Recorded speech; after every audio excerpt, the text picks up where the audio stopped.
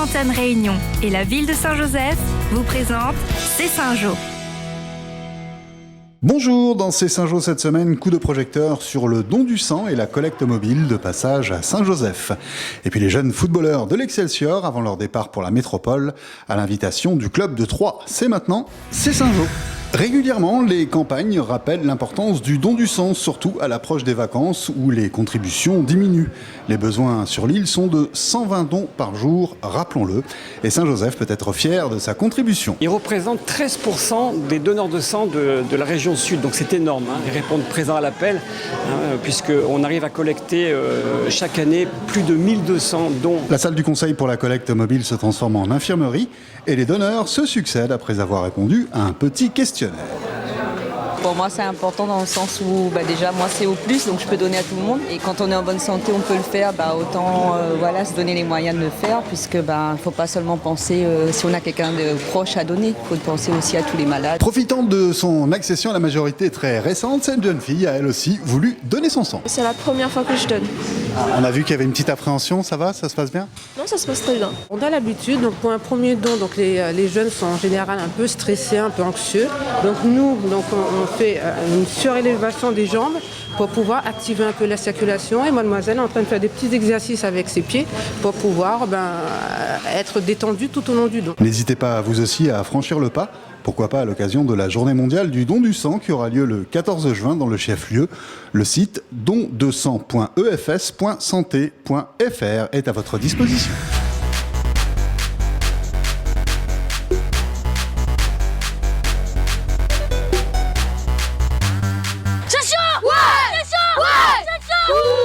À l'heure où vous regardez ces images, les jeunes joueurs sont déjà en métropole. Les U11 des enfants nés en 2005 de l'Excelsior ont répondu à l'invitation du club de Troyes pour le tournoi de l'Estac. De prestigieux clubs de métropole y envoient une délégation et les jeunes Saint-Joséphois ont hâte d'en découdre. C'est bon ? Justement, pressé.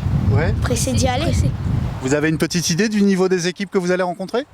C'est pas comme à la Réunion, ça doit être un peu plus fort que nous. Costaud. Un peu plus élevé. Mais faut pas lâcher.